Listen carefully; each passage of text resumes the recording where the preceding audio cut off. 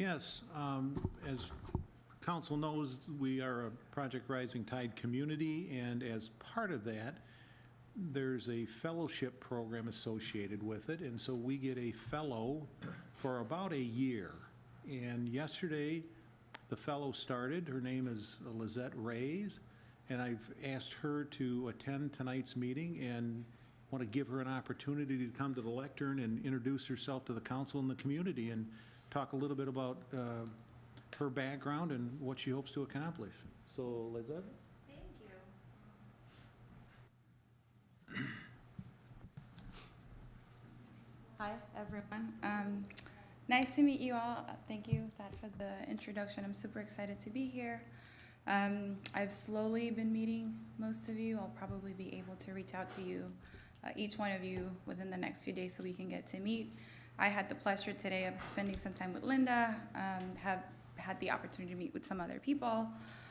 As far as my background, I am not too good talking about myself, but I did my undergrad in business and economics, and then I was involved in public administration with the State Department in the Dominican Republic and some community work, working as a liaison, getting the local government to work with the State Department down there and the mission of the U.S. And then I moved to Kalamazoo to do my master's degree in development. So I am super happy to be here, ready to work with each one of you to just continue to make the best of Manistee. And if you want to reach me, call me, text me. I'm mostly available in every way that you want to talk to me. And yeah, thank you for welcoming me. And I'm ready to work. I'll be here for the whole year, and I'll be your resource. If I don't have an answer to a question, I will move heaven to figure it out. I did a great training with CDM over I think it was last week. And there's a lot of resources and a lot of people available to be able to work with Manistee. And I hope that we get to use those people and those resources to make the best of the next year. So thank you. Welcome and Manistee. welcome, and the council forward to working with you. Thank you. Lizette's office will be the former planning and zoning office on the second floor of City Hall. Thank you all.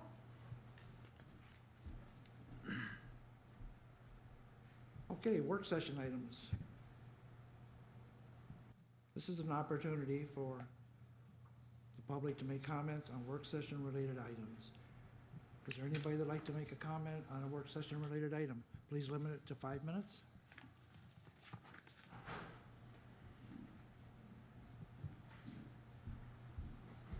Good evening. Stacy Bitework on behalf of the Manistee Area Chamber of Commerce. I just want to say that on behalf of the Hollander Development, I received the document that was sent to City Council, and to let you all know that I did forward that to the Chamber Board of Directors as well as an HR group that we have formed that we communicate with regularly. As meeting with our HR departments around the county and our top 10 largest employers, housing is a huge barrier for these employers. So I just want you, when an opportunity comes before you, just to consider that. That's something that we take very seriously as a chamber, looking at housing and how these issues can become barriers to the community and our employers. Also, with sending that email, I did receive some feedback from our employers on what type of jobs fall into the categories from minimum wage up to the $23 an hour range. And I won't go into the extent, I sent you all an email this afternoon, but just to put some professions and jobs with those hourly wages and who those workforce individuals are. I mean, Munson Healthcare Manistee Hospital is our second largest employer in the community, and anywhere from a medical laboratory technologist, radiologist tech, physical therapy assistant, surgical tech, lab aide, and it goes on. Those are jobs that fall within that range. The Oaks Prison, which is the fourth largest employer, correction officer, general office assistant, secretary, pharmacy assistant, Blarney Castle, oil and propane. There's C-store associates, store managers, maintenance technicians, customer service representatives, and drivers. We also have our schools, our bus drivers fall into that, starting wages for teachers. Personally, my staff, both of my staff, our marketing and communication coordinator and event program coordinator fall into those categories. So I just ask you kindly, when projects arise, to just look at different opportunities and how we can work with developers to make that work for our community and the workforce, and hopefully solve some housing issues for our employers and the people in our community. Thank you. Thank you. Is there anybody else? Name and address, please. Good evening, James Smith, 353 First Street. I would like to talk about the Payne Pool on the agenda. The first item I'd like to make a statement on is that the generosity of the Payne family in establishing the pool when the high school was built is very commendable. At the same time that was done, there was an obligation placed on the city for a $40,000 a year payment to the pool for a 10-year contract, and that contract is included in the agenda. I'd like to review some things that I've researched on that. Back in the 2008-2009 budget, Council discussed the Capital Improvement Fund budget at length and reduced the budget by $40,000 by cutting funds for park enhancements. That $40,000 was earmarked from park enhancements to the Payne Pool. When the Payne Pool payments were initially made, they were made out of the Capital Improvement Fund. Capital Improvement Fund typically is used to enhance property owned by the city of Manistee or make other expenditures that are large in nature. The pool is owned by the MAPS and not by the city of Manistee. Another change was made in 2009-2010. City Council removed the $40,000 per year commitment to the community pool from the Capital Improvement Fund, and it was placed in the Parks Department budget. Several years after that point in time, the expense was removed from the Parks Department budget and made an annual appropriation.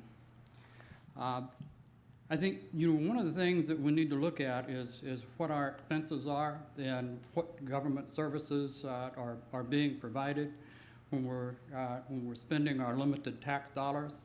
And the tax dollars have not grown over a period of the last 8 or 9 years. Last year was the first increase we've had in tax revenue in the last 8 years. And one of the things that is interesting to note back in the 2007-2008 budget was a comment that by law the city may not provide a gift or a contribution of tax dollars to any purpose. However, the city may provide government services through other organizations. The distinction is important. In order to document the public purpose being served, the city's requested signed agreements that document the public benefit being provided and when not readily apparent or already documented. I would debate whether or not this is a government service subsidizing the pool. This expense, $40,000, equates to 0.21 mils. I would suggest and ask that the council consider if we are going to continue a contract with MAPS, that we consider a Headley override and asking the taxpayers, the voters in the city, to consider the 0.21 mils as a Headley override. With that, I thank you. Thank you. Is there anyone else who'd like to make comments on agenda-related items?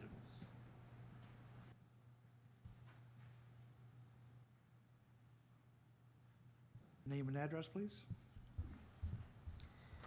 Good evening. My name is Laura Heinzelman. My address is 1843 Lakeshore Road in Manistee. However, I'm here today also on behalf of the Community Foundation, Manistee County Community Foundation, and our address is 395 3rd Street in Manistee. And I would like to comment generally on 2 items on the work session agenda. The first being the Payne Aquatic Center, the community pool. I just want to share with council, I think it's really important, if you're not aware, that this asset is tremendous to our community on a number of different levels. Certainly, first being that it is really paramount to the safety of our children and the number of students that learn to swim there and families that go through the swim program there, both at early ages and school programs throughout the county, is, I think, very critical to our safety as a community, particularly with our location along the lake shore. I also think it's a tremendous asset with drawing in communities and visitors from outside. I know you're all aware of the competitive program that happens there, both at the high school and middle school level, but also on the community level with the summer swim team program. So I don't think the importance of that asset really could be overstated to our community. The second thing I want to share is just that I'm pleased to see a potential housing solution for our community on the agenda tonight.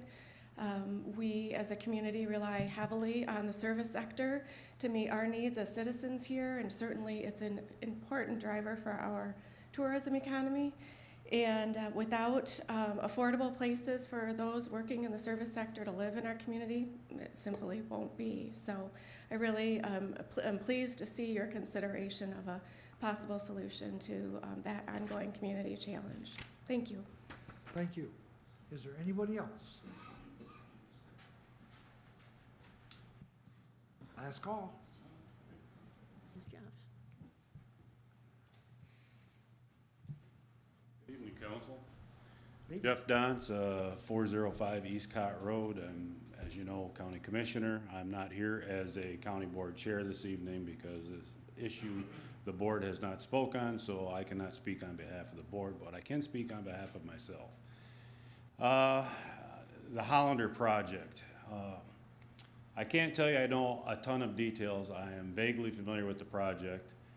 You know, my background is in oil and gas, retired from Shell Oil. And one thing that happens with an oil company is if you don't replace your reserves, you're a dying company.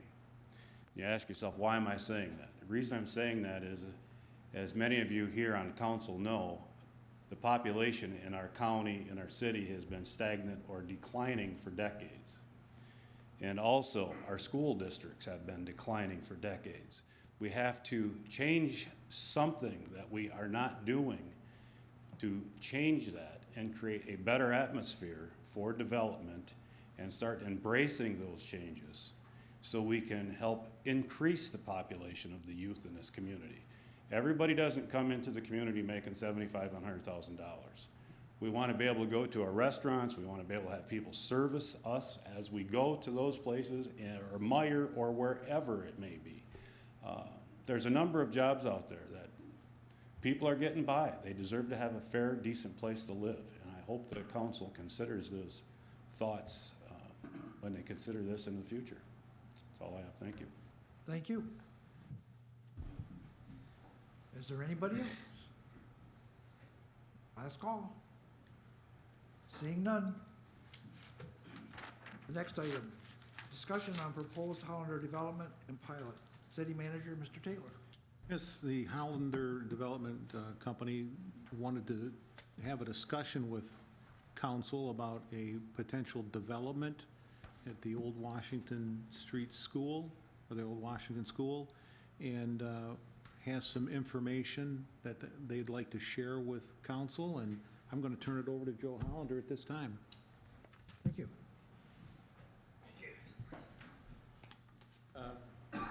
Mr. Mayor, members of the council, and those members of the community who took the time to be here tonight. I'm Joe Hollander. Usually at this stage of a development, community doesn't refer to it as the Hollander development. It's usually something else. But eventually, sometimes that happens. But we're here tonight to start the process. What we're proposing, and I think each of you has received a spreadsheet, which was replaced tonight because I found a mistake. And mistake is just a single number on the second page. It's got a little gray box around it. We may or may not even get that far in the discussion tonight, but I wanted to point out that that's why you got a second sheet tonight. Everything else is the same as what you previously received. Our site is about 3 acres, and what we're proposing is rental housing. And the site is shown up, an aerial of the site is shown up on the screen. That was prepared by Rob Carson, and shows a little bit of the topography of the site and also the surrounding neighborhood, immediately surrounding neighborhood. As you can see, it's surrounded by single-family homes. And there's a steep decline or incline, depending on the direction you're looking at, right in the middle of the site, cuts it in half. That's 12 feet. There's a difference in elevation from Short Street down to the lower level of about 12 feet. And then there's an additional drop-off of about 5 or 6 feet down to Ford Street. The reason we chose this location, first of all, it's available. Second of all, more importantly, it's in close proximity to the downtown. And we strongly believe, and we're seeing this in other communities where we've developed over the past 35 years, that locations that are close to city center offer the most amenities to our residents. If we don't have to pay for the amenities and the amenities are already there, it's a better value for our residents. It makes it, the feasibility of the development is much greater if the community already has the resources. And by resources, I mean food shopping, pharmacy, library, places of recreation, places of entertainment. All of that meets the requirements for this particular site. Our plan right now, we started out, we had no idea how many units the site would support. So if we'll go on to the next slide.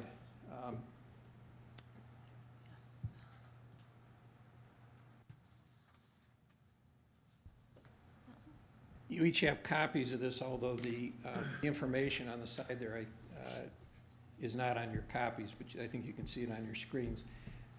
We had a Hooker DeYoung, an architectural firm in Muskegon, come up and take a look at the site and give us do a study of the site, preliminary study, just to give us some idea what might be possible. This is a first blush, could very well be entirely different as we go through the process, but what it shows is a series of basically townhouses that front on Short Street and front on Ford Street. And then to handle the elevation transition in the middle of the site, we have a single elevator service building. And that building would have, if you were on Short Street, looking at it, it would be 2 stories, which would be the same height as the townhouses that front on Short Street. If you were on Ford Street, it would be 3 stories. So it would be 1 story higher than the townhouses that are shown on Ford Street. The reason that we chose to do this is because we want to make the site accessible. That means that if you live on the Short Street side of the site, you can get to the Ford Street side of the site regardless of whether you have mobility issues or you can walk or whatever. And they would do that through the building. If you had mobility issues, you could do it through the building because there'd be an elevator in there. So the site is fully accessible. It shows right now, first of all, it's all 1 and 2 bedroom units. The market studies that we've done, and I'll talk a little bit more about that in a minute, but the market studies that we've done indicate that the greatest need in the community right now is for rental housing for smaller households. The actual average size household within the city, and I don't think it's much different in the county as a whole, is a little over 2.3 per household. So we're not intending to put large units in here. It may be that as we refine our thinking and we update our market studies, if there's a need for some larger units, we might put in a couple of 3-bedroom units. But the focus is going to be on 1 and 2 bedroom units. For that reason, we only show parking at a ratio of about 1.5. 50 units, 76 parking spaces, plus the barrier-free spaces on top of that.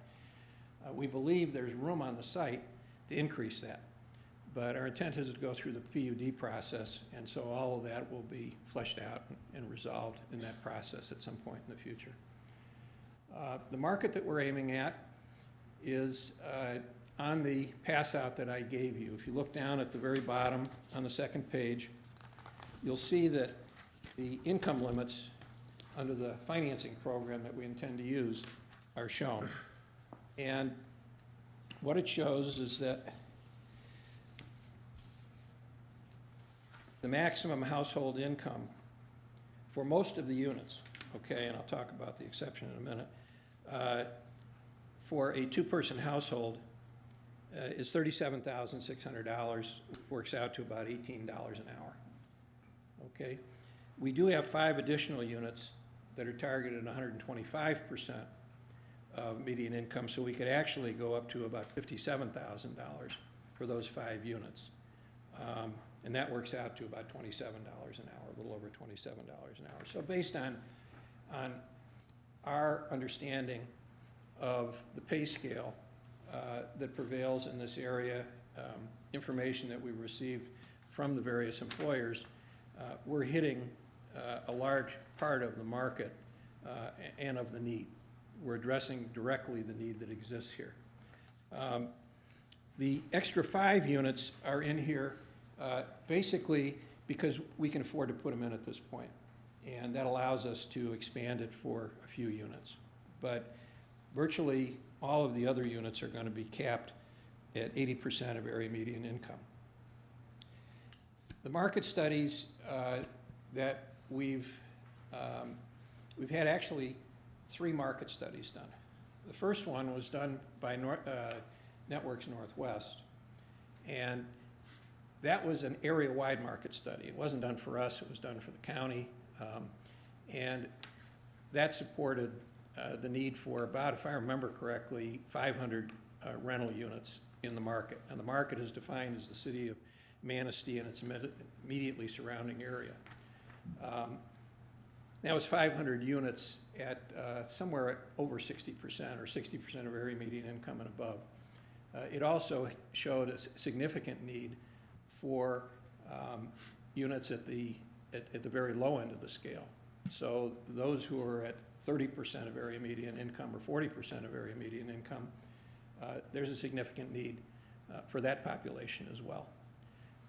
The second market study was one that we commissioned, and we did it when we were before you last year and the year before on the 400 River Street site. And that was done by an independent study done by a firm out of Indianapolis, VSI. That validated the Networks Northwest study almost exactly. And then the third study that was done was a preliminary market study because we took the River Street site, we actually submitted it to the State Housing Development Authority, trying to qualify under one of their programs. And they commissioned a preliminary market study. We paid for it, they commissioned it, and again, it validated it. It also showed maximum rents in the community. And that means rents typically that you could expect to fill those units within a year. They go out a year maximum. Where about $1,000 was at the very, very top end. So most of the rents had to be somewhere between $700 and $900 to assure that they'd be rented within about a year. Okay, and all 3 studies validated that. So when we were asked what was the rent going to be here, that's going to be pretty much the top end. We have the ability with those 5 extra units to go above that, and we expect we will because some of the top floor units, if we do a 3-story building, are going to have views of the lake and both lakes actually. So those might be marketable at that higher number. But basically we're targeting somewhere between $700 and $900 a month. What else? Financing. There's no way that you can develop rental housing without some form of government assistance. Let me say that right off, and I've demonstrated in here why. In order to do it, all right, you would have to charge about $1,800 a month.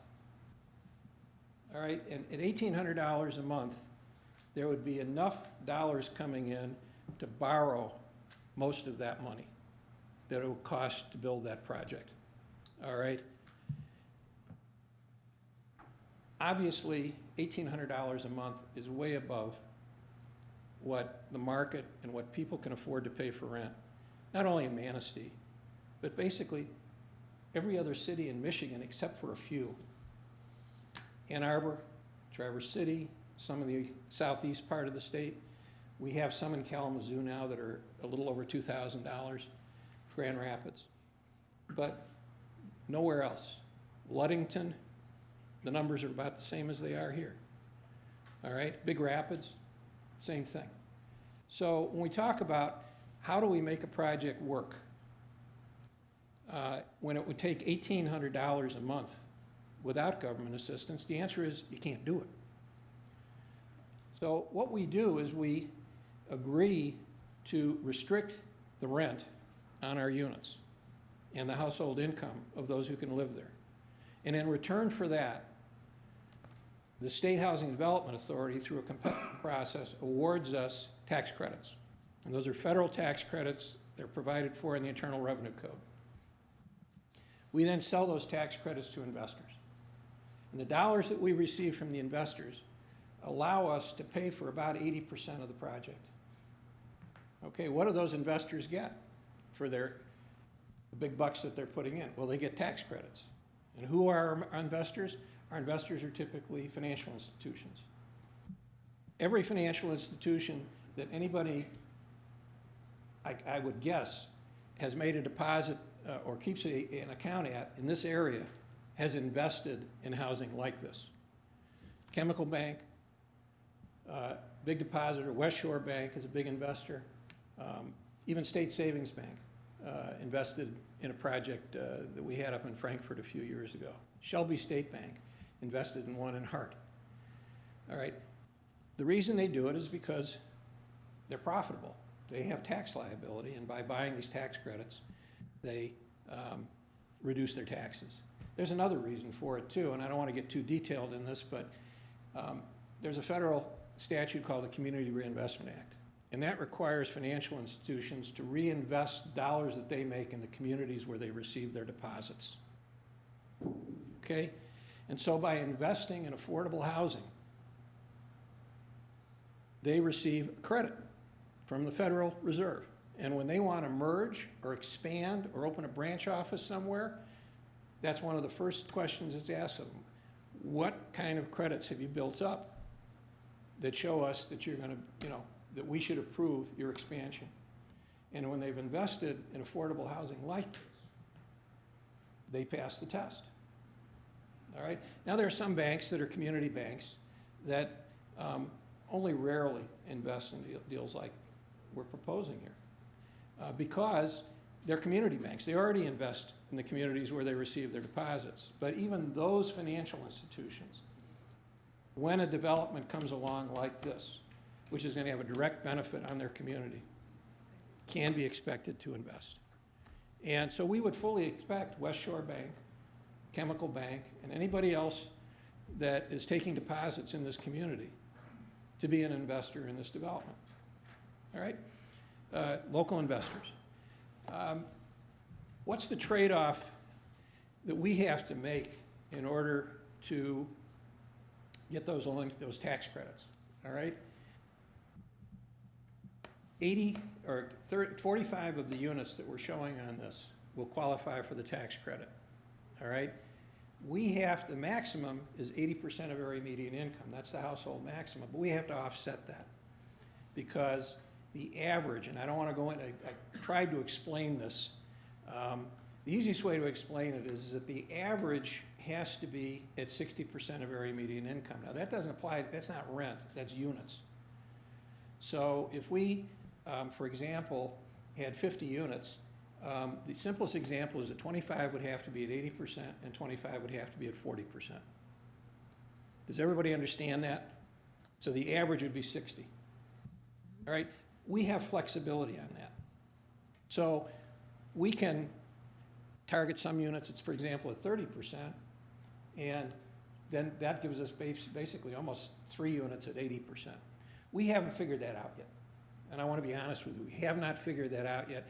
We've made some assumptions in these numbers, but those assumptions will be tested by the next market study that's done.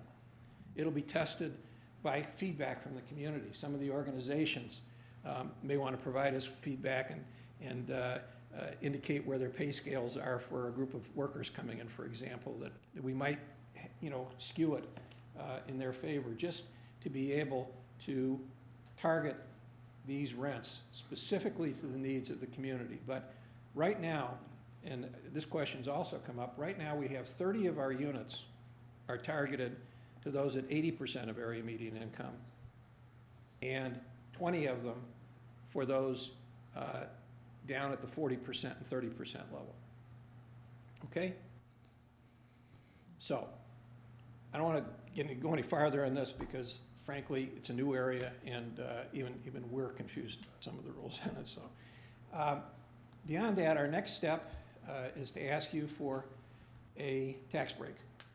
Pure and simple. That's what this session really is about, is to talk about the project and also let you know that in order for the project to be feasible, you need a tax break. Remember, I mentioned that the investors' equity that's coming, the equity that's put in by the investors and by us, put some of our own equity in, will cover about 80% of the cost. The other 20% we borrow. So it's typical, conventional loan typically. We might get it from Fannie Mae or Freddie Mac, or one of the banks that invests might be making us a conventional loan. It'll typically be a 30-year loan. It'll be at prevailing interest rates.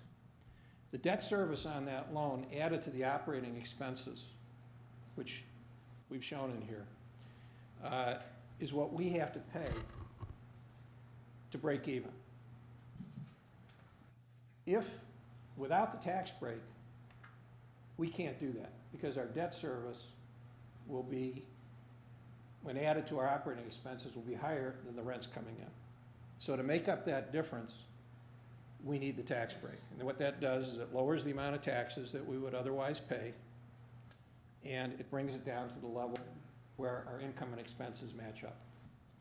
Over the term of the project, of the tax break that we're asking for, which is 30 years, there isn't expected to be any cash flow. Generally, when we develop these projects, we use every penny we can to finance it, basically. And so when we say that we can only afford to pay a certain amount as a payment in lieu of taxes, it's because of that fact. There is no cash flow, additional cash flows coming out. We get a developer fee, and that's explained in this pass out that I gave you, but that's basically the only compensation we expect to ever receive on this. Let's see, what else? Matt, you got any? Now, what we're proposing is a payment in lieu of taxes equal to 4% of the rents, which are reduced by the utilities that we pay, not the tenant utilities, but the common utilities, which would include water and sewer, common area fuel, and site lighting, things like that. So we take the rent potential, we subtract an 8% vacancy factor, we subtract those utilities, that becomes the annual shelter rent. And that's explained how we calculate that in the pass out that we gave you. Then we take 4% of that, and that becomes the payment in lieu of taxes. In addition to that, it has various names. We call it an essential services fee. We are agreeing to pay the city $200 per unit or $10,000 a year, over and above that, which the city captures for its own use. And that would continue on for the entire length of the payment in lieu of taxes for 30 years. That's personally guaranteed, and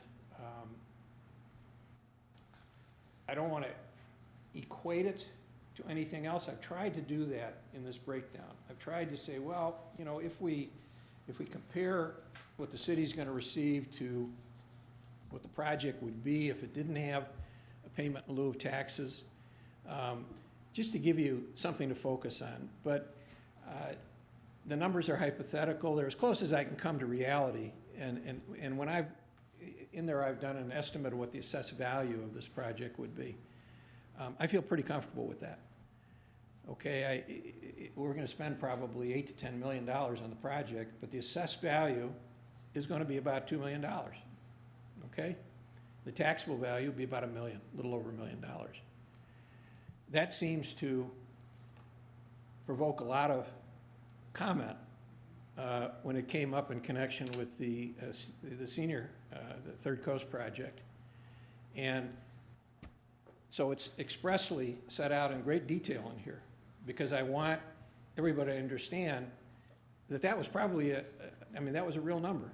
And the reason that there's such a wide difference between the taxable, or the assessed value, and the cost of the project is because of the tax credits that come in to promote the kind of housing that we're proposing. All right? It's like the government giving a grant to the city, okay, and saying, all right, here's $8 million, and in return for that, we want you to provide housing. All right? And in the context of public housing, for example, that's pretty much the way it used to operate. It doesn't do it today, but the difference is this is private housing, and we're responsible for making sure that the mortgage is paid and the place is kept in good shape.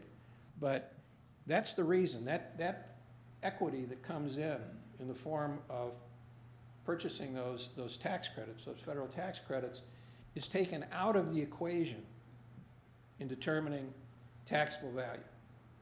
All right, and how do I know this? Well, because the state tax tribunal has said that in great detail. And when this issue has been raised with the tax tribunal, and it has been on several occasions, they've come back and they've said, well, you know, it's sort of tough because other states treat it a little differently than Michigan does, but it's a little tough to justify it. But the reality is that you just sort of have to ignore the tax credits and ignore the equity that comes in and do it strictly on the basis of net operating income, how much cash flow comes out of the project. And when you capitalize that, that's what your taxable value is based on. It's unique, but the methodology is the same as you'd use for any other income generating piece of property. So it's not only rental housing, it could be office space, any other kind of commercial rental housing is going to be valued the same way. Obviously, they don't have the same tax credits, so it's not going to be the same result, but the methodology is still the same. Let's see, there's one more. I want to show you one more slide. This one I want to point out before you switch. In fact, you can switch back and forth. If you look at the Ford Street, we have a design issue. There are a number of mature trees on the site that are very nice, and we think it would make a lot of sense for a lot of different reasons to preserve them. The study on the first page shows that the housing is moved away from the street, and the trees have been preserved. It cuts down a bit on what's available. The parking area is basically just a parking area before you get to the building. On the next slide, you can see that the housing is closer to the street, but we've created a green space in the middle of the parking area. My preference is probably the first study, but again, it's preliminary. The trees are nice. If we can keep them, we want to keep them. There aren't a lot of trees around the rest of the neighborhood on that side of the street. Let's see, I think that's the last slide, isn't it? One more, let's go. Oh, okay. What are the townhouses going to look like? This is our housing development up in Frankfurt, Gateway Village. These were built about 5-6 years ago. We're thinking something similar to this design. Each unit has its own individual entrance. The grass out front and the landscaping, ignore it, please. This was a LEED Gold development, and we had to use native plants, and after the second year, we couldn't water the lawn. So that's what we get. It's another reason for preserving the nice trees on the site, by the way. If we don't have to replace them, it allows us to go after LEED Gold or maybe even platinum on this development and have the landscaping almost instantaneously look good. But there are 36 units, and they're in 4 buildings. The site is completely taken up by buildings, parking area, there's a little top lot on it. Our site will not be this dense. We want a lot more green space. But that's the building type we're thinking of. The one thing I'd point out is that we use a lot more masonry where we can afford it, and that development has an awful lot of vinyl on it. What we believe we'll be able to do for the community is more masonry, more natural materials. That's our goal. We want this to be a development that everybody will be proud of and fit in well with the community. That's it. Taking any questions? I'm taking questions. Anybody have any questions? Mr. Hollinger, can you tell us how many other cities you have similar projects in across to kind of give us a scope of your development experience? Well, we've done about 4,000 units since 1979, almost exclusively in West Michigan, some in Central Michigan. Our developments stretch all the way from just about the Indiana border all the way up to Gaylord is their northernmost property. I think today we have, how many? About 1,600 units that we still own and operate. We use independent management company. And that's probably 20 projects, 22 projects, I think, in total.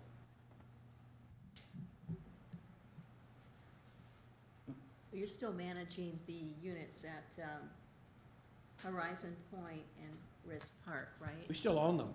Okay.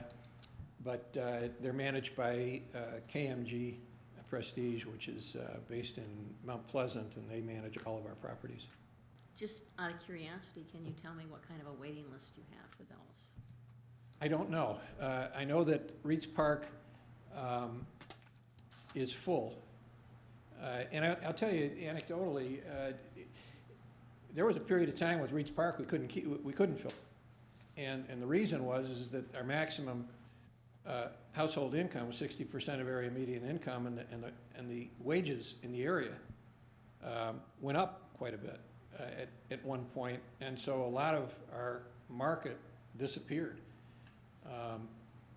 But you know, that's one of the risks that we undertake, and we would hope, you know, I think the community would hope that that would happen again, that wages would go up enough so that a lot more households would be over income, and you'd have a different housing issue to discuss. But the answer is that it's full, and it has been full for about the last 4 or 5 years. We're looking to try and refinance it and do some renovation in there. It's about time to replace systems. I had talked to whoever was managing Horizon Point, Right. which is actually in Filer, but very close to the city boundary.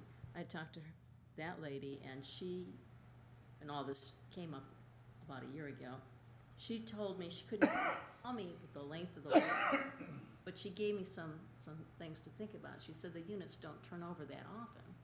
So if you get 7 units turning over a year, that's about average, and they had at least 15 people on their waiting list. So it tells me that it's close to a 2-year waiting list to get in. Well, Horizon is for seniors, for the elderly. That's true. But And it was just the opposite of Reeds Park when we opened it. Filled up immediately and is always, you know, very high occupancy. Another thing I want to. But this development that you're talking about is targeted at, well, anybody. I mean, Anybody can still be a senior. And Yeah, we would expect with all, you know, with the number of 1-bedroom units, we'd have some empty nesters and some Sure. elderly in there. particularly in the elevator service building. But this is open to anyone. There's no restrictions on occupancy. Okay. I'd point out that our company recognizes that the kind of benefits that we're asking a community to provide us with to make a project work are significant. We're sensitive to this. Every community is stretched. Not only did I develop in, but when I lived down in Portage, we had the same thing, and now we're up in Hamlin Township. So we understand that. Where we can target some dollars to help the community, we will do that. And for example, with Reeds Park, we provided the dollars to renovate Reeds Park. We made a grant to the city, I think, of $30,000. They got a bunch of kids from the elementary school together, held a charrette, and let the kids pick out the equipment they wanted. And so that's how Reeds Park was renovated 15 years ago. We did the same thing in Hart. We did a senior project in Hart about 3-4 years ago. And those dollars went to their economic development group down there. We are open to those kind of requests. We just want to make sure that it's relevant. We understand the city has many needs, but if you couldn't make it a condition of giving us the tax break, but we're open to the discussion, and I can assure you that we want to help. Okay? Thank you. Anybody else? Well, I'm personally interested in hearing more about this project. I'd like to kind of get a feel for council. Is there anybody that, I'm interested in hearing more about it. Mr. Kowalski? Absolutely. Again, that property, I think is the perfect spot for housing for Manistee. It is absolutely great location. It's a beautiful building site, and it's been vacant for, I couldn't tell you, I don't know, maybe 13 years. How many? 13 years. 13 years that it's been vacant. So it's about time that somebody looked at that property to make it part of Manistee again. So yes, I am interested. Councilman Cooper, are you interested? Very much so. I'm interested. Mayor Pro Tem Beaton, you interested? Oh, absolutely, yeah. Councilman Goodspeed, yes. Mayor and council, we'd like to come back before you in January to start the formal process. And I hope that fits in. We can have you on the first agenda in January. Okay. We'll have more information on the project by then. And we'll have things a little bit more refined, but our plan is to really sort of hold off on any major expenditure until we get through this process. There's plenty of opportunity for the community to get involved in the design and the issues that tends to bring out when we go through the PUD process. But once we start that PUD process, we're starting to write big checks, and we don't want to take that step until we know that the absolute critical approval for a tax break is in place. It's just, we can't do it without it, so there's no point in going any farther until we get past that step. I hope everybody understands that. We appreciate you giving us the opportunity tonight at the work session. We've taken too much of your time already, but if anybody has any further questions, you have my telephone number. You can email me. My son, Matt, will be, who was supposed to help me out in this presentation, but just got going and couldn't stop. But it's always good to spend time with your son.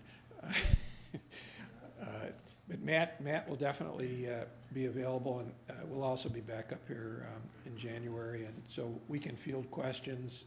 Anybody's got any real issue they want to sit down and talk face-to-face on, we can make that happen. So hope all of you have a very enjoyable holiday. See you in January. And you also, and thank you very much for coming tonight. We appreciate it. Next on the agenda, discussion on intergovernmental community pool agreement. Mr. Taylor. Yes, this agreement is going to expire on August 12th of 2019. It's a 10-year agreement, and during those 10 years, the city has paid $40,000 a year in support of the pool. So what I'm just interested in trying to determine if council would like me to work towards a successor agreement, and if so, what parameters should we look at? If you're interested, do you want the same agreement just extended for another period of time? Do you want some modifications? I just need some direction on, number one, the level of interest you have, and if you have anything specific you would want changed in the agreement. I'm just curious, and maybe the numbers are here, but I haven't had time to review all of them. What it would look like, and if, I know the city residents get a discount for their membership. How many, if they were paying, and I'm not saying I would be in favor of this, but I just want to know what the numbers are. If they were paying the full membership, such as a Filer Township person, how that would change their revenue. Yeah, I'm working on getting the breakdown of the pool users, so we could possibly put a pencil to that. So this 40,000, I'm assuming there was a formula when this was originally put together. Is that still a fair and reasonable starting point for negotiation, or have costs gone up, or have over years, have they gone down? I don't know, because we don't operate the pool, the school does. I don't know, I wasn't here then, I don't know if there was some kind of equitable formula established. In looking at the agreement, it doesn't indicate any kind of a funding formula that I can discern out of the document. It's just that apparently there had to been some negotiations, and it was agreed upon that the city would pay $40,000 a year for 10 years, and in return, our citizens that used it got a break on their cost. Well, Filer Township, according to what I'm reading, contributes $14,000 a year. I think you're correct. Do they also receive a 50% break? I don't know. That's the question I would have. Yeah. Because according to the contract, it reads that they have to be paying equal to what we're paying to receive that 50% break. Yeah, and I don't know, because like I say, we're not involved in the operation of it. We just contribute, and then we get annual reports. Would a suggestion be that maybe we gather a lot more information and bring this? Oh, yes, we can. But I didn't want to go to that step until I had full understanding that the council wishes to at least look at a successor. But what I'm hearing is that you would be interested in the breakdown of the users, and also if there was any kind of a equitable formula that was used, and the other contributors if their residents get some kind of a break. Anything else? Yes, just to me, I just need some reassurance that if we do continue at this level of $40,000, is that something we can afford in our budget? And I'm not sure we're close to that, knowing that yet, but maybe you have some insight on that. Well, we've had it for the last 10 years since I've been here. We've continued, and we've been able to present a balanced budget to the council without use of our fund balance. I would like it to be looked at by the city attorney to make sure that we're following municipal spending rules. Okay. And I wanted to kind of get some of their board minute meetings, to kind of get an idea of where they're coming from. Like, they had a group, Friends of the Pain Pool. At one time, I think they started raising some money, if I remember correctly, and I don't know whatever happened to that. But I'd kind of like to see how they're functioning, and I could do that through their minutes. You're specifically requesting council minutes? No, the Pain Pool Board Okay. minutes. Thank you for clarifying. Okay.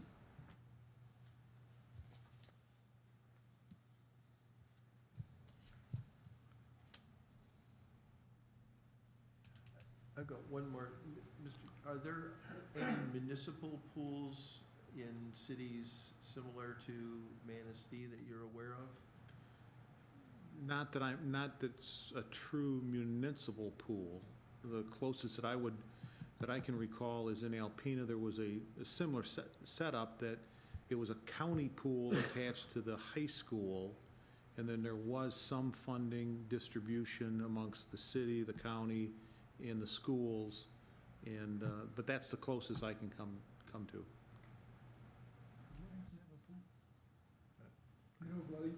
Littleton has a pool, Fremont has a pool, but they're attached to the schools. I don't know who owns them, but I know. Okay. It would be interesting to see if any of our neighbors have similar arrangements with the schools, if that's who is operating the pools. Okay. Anybody else?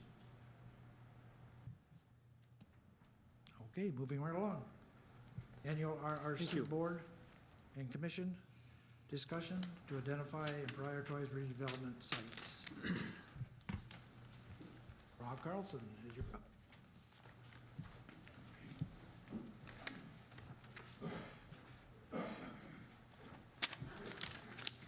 Good evening, Council. I'm Rob Carson, the County Planning Director, and Tamara Brasinka.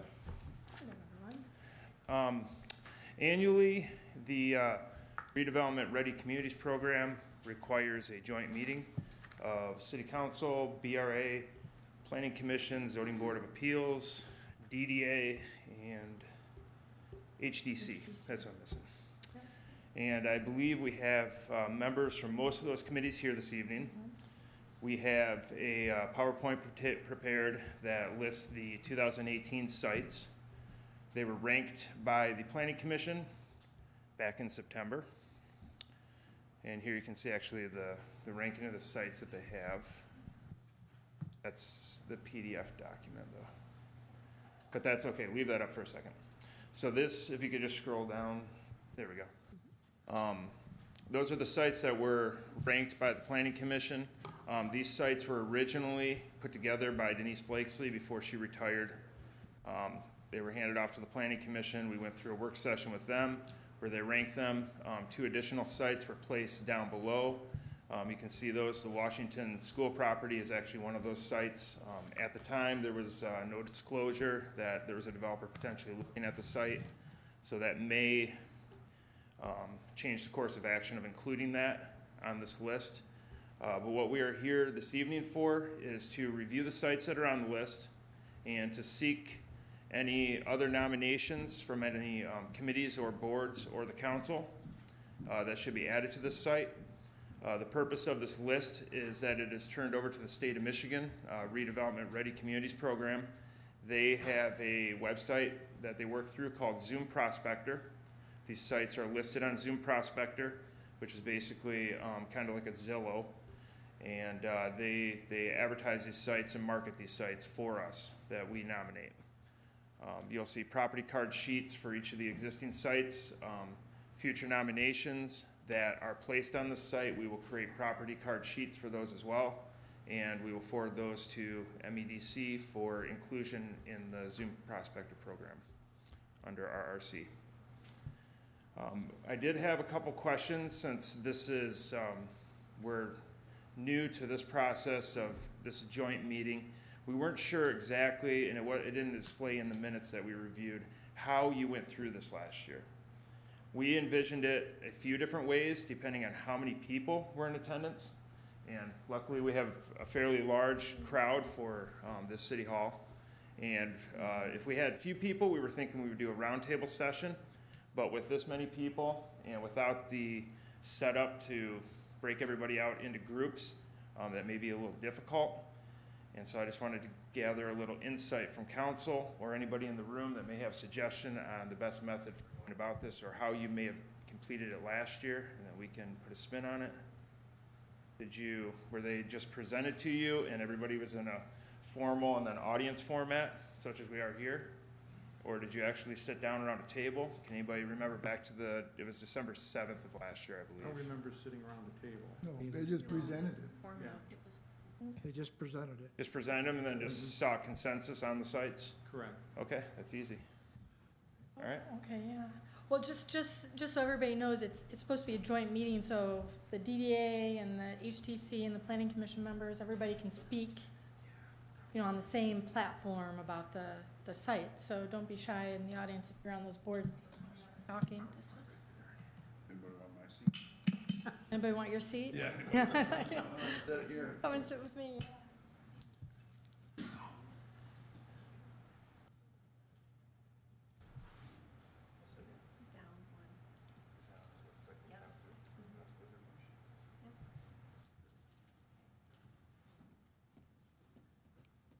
I'm gonna hand these out. I only have 25s. You know what I'm gonna do? I'm going to reach out to members who are on those boards, and then if we have extra, otherwise maybe we could do some sharing. Is that okay? Good. Everything sure. Thank you, Carson.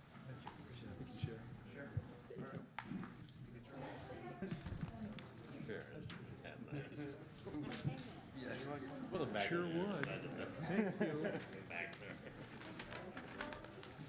It'd be interesting to get some input, especially from the DDA. Tell us. Where they see the.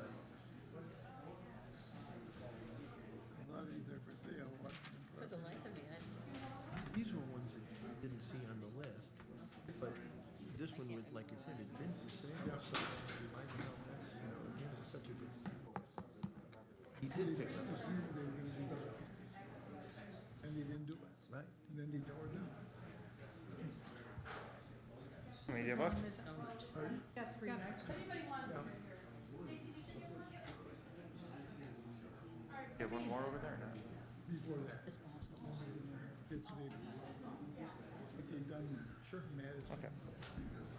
Okay, so our annual joint meeting. In 2017, these were the sites that were previously included that have now been removed from the list. They either changed ownerships or development has occurred, someone moved in. So 302 First Street, new owner on December 2017. 21 Cypress Street, which is the old Millville station, has a new owner. 401 River Street, the city drugstore, is now Manistee Beverage Company. 55 Division Street, FOE Eagles is Christian Faith Church. 120 Cypress Street, West Michigan Bank is now Little Caesars. And 77 Hancock Street, Paintball Stream is the Tabernacle. That's pretty impressive, 6 Yeah. sites. So it's a good turnaround in the last year. So the first site, 2830 and 32 Arthur Street. These are owned by Blarney Castle Oil Company. This is across the street from the Arthur Street boat launch. Do you have the rankings? I think someone will be able to see them. I know.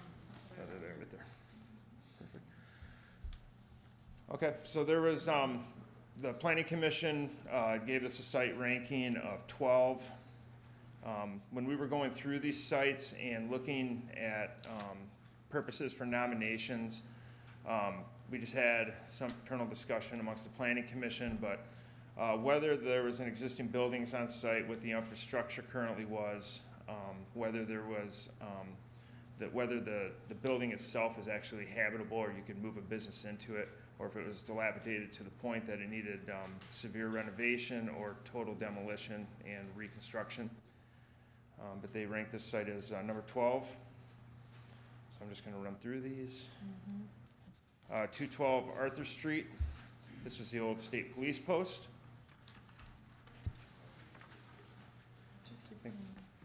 Cherry Road. This is south of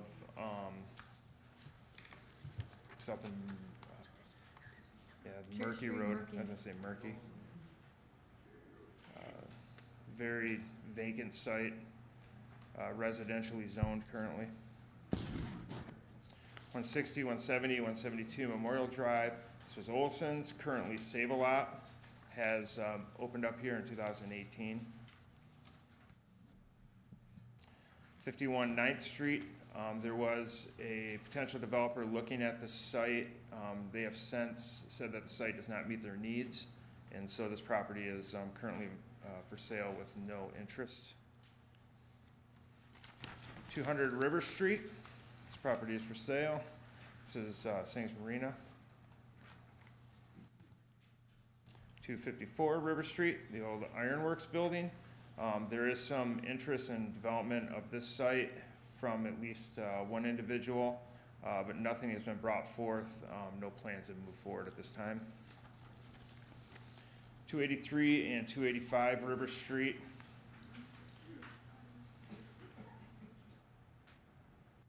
.319, 321 River Street. 375 River Street. 400 River Street. Most everybody knows these, so I'm not going to cover extensive information on them. 435 and 437 River Street, currently for sale still. 440 River Street. 451 and 453 River Street.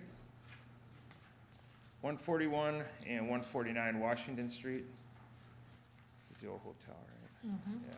443 Water Street. Has a series of parcels with some parking lot captured on a portion of them. Is this Amores?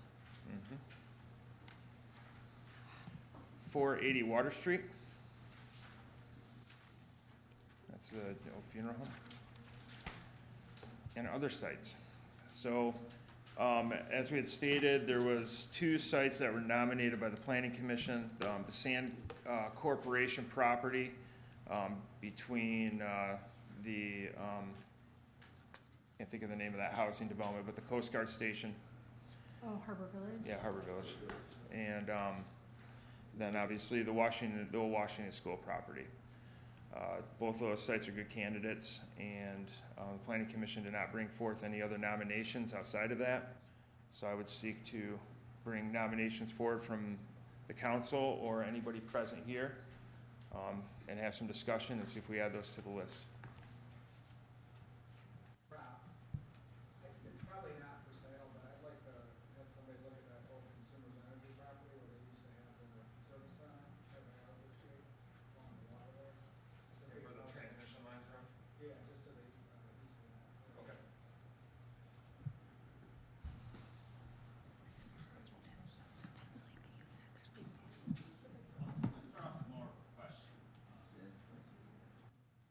Being on this list as it relates to a property actually being for sale versus not for sale, what is the criteria there? To be quite honest with you, I'm not entirely certain. I have to be honest with you about that. I haven't run through the whole process with RRC. All I know is that there's no limit on the number of sites we can nominate and turn over to them. One of the reasons I ask is on the DDA's list is a property that in the first slide you removed, and that's at 20-something Cypress, basically the old gas station at the intersection. While that has changed hands, I'm not aware of any planned development for that. And the DDA views that as a very critical intersection for the DDA district. And would like it to be on the list unless it's because it was just a purchase that includes it. Something looking at that. If that doesn't preclude it, then we would add it back to the list based on that. Ralph, my understanding is that sites can be nominated regardless of ownership, as long as the various boards, say the DDA, the DRA, whoever, feels that they're significant for a number of reasons. So with that, the DDA has, we have identified 10 sites that we have prioritized. And 7 of them are already in the list. We have some additional ones. However, the ranking is different than what has been provided here by the planning commission. We would like to have that included, incorporated when you do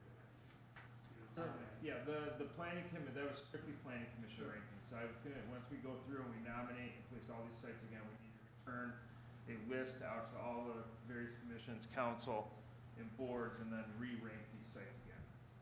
That gas station was part of the 31 corridor cleanup too, to try to clean up the corridor on 31.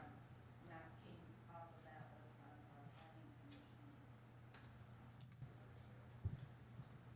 So do you want I would from, like to hear the additional nominations.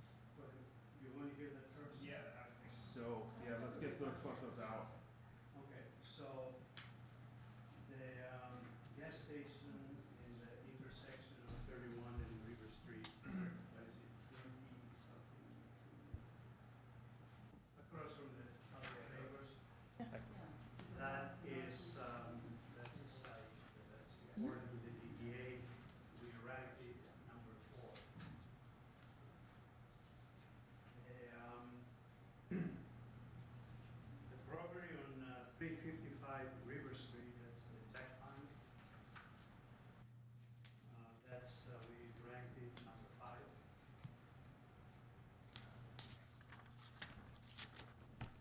And then what also is not on this list is 61 Fire. That's the building just immediately west of the Manistee Tire. Oh. 61 Fire.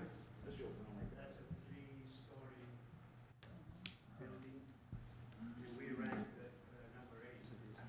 It is, it's, on the bottom of it, it's kind of like a corrugated material, and on the top, Yeah, that used to That's be. the old Pomeroy bottling plant.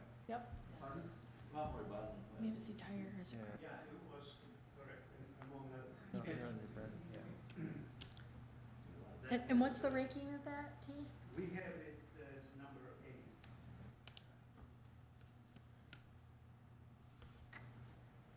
Are those the 3 sites then? Those are the additional sites. Okay. Now, do you want to report from the groups the ranking for the other sites? I think you missed 2. Yeah. I think so. Yeah, you only named 4. and you said There's there were 6, also right? Yeah. 346 River Street, 346 River Street, yeah. kind of known as the Music Vault. That's Okay. 9. And then House of Flavors itself as a property, and I know tribal has some interest in possibly developing that site as well. House of Flavor. What did you rank that one? 10. Well, so if you, I think what we need to do, since we're new to this, I think what we need to do is get your copy, and then I think we need to understand what the ranking means to RRC. Because I don't want it to become like an issue of the ranking, but let's find out how they use that ranking, because maybe if we understand how they use that ranking, then we can come up with a process of kind of gelling every different board's ranking process. You know, so let's take that time to figure that out. Yeah, we just went by last year for the previous 2 years. I want to make sure we get all nominations. Right, so that's the Yeah, DDA. ranking is secondary. What we want is all nominations. Right. Everybody, so we can get the whole entire list compiled. Because then if it ends up we getting have whittled one down, more. it gets Oh, whittled one down, more? at least we Okay. have the whole list. That is I'm trying to think of the other. 100 Washington. That's the old Rainbow Building? Okay. school, Vocational tech Brad's building. vocational, Ed's? Yeah. Ed's building, yeah, It's the old Manila office. the CDI. Oh, yeah, but that one's, That's actually developing right now. that just Yeah. went through HTC and they're doing things to it. Okay, so 6 sites. So 6 in addition to To the 5 that are Okay, in the list already. okay. And those are the American Painters, 283, 285 River Street. We rank number 1. 319, 321 River Street. We have it as number 3. It's A. 400 River Street, we rank it as number 2. 451, 453 River Street, it's number 6. That's the old creamery. As a matter of fact, that and 319, 321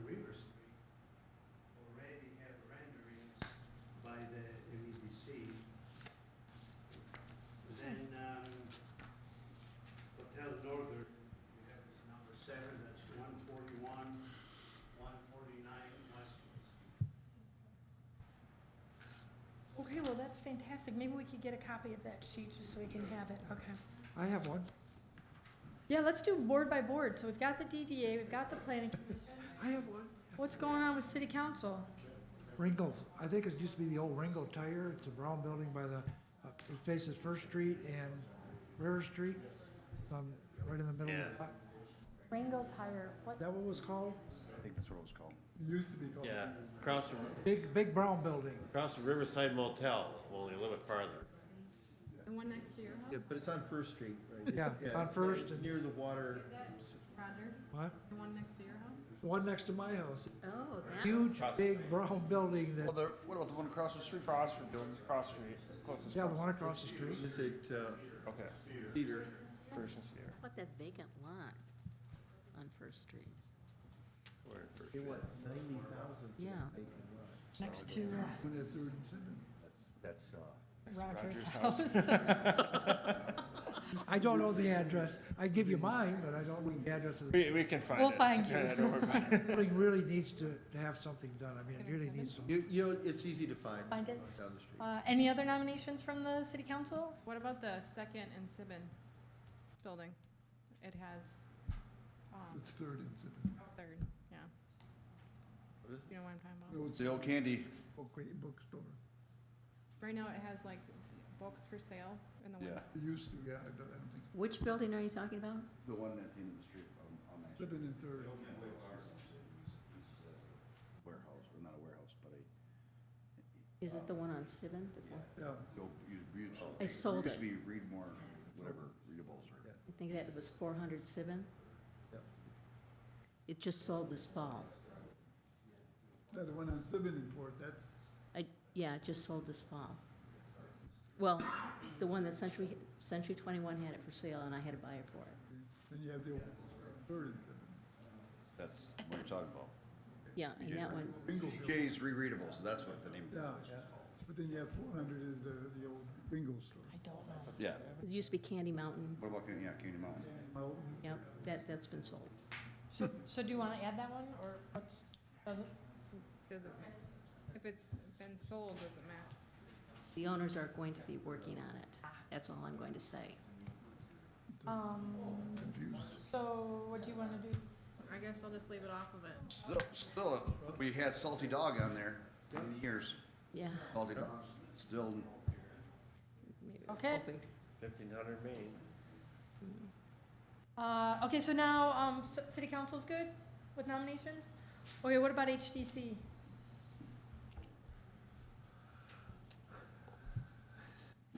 You know what you see.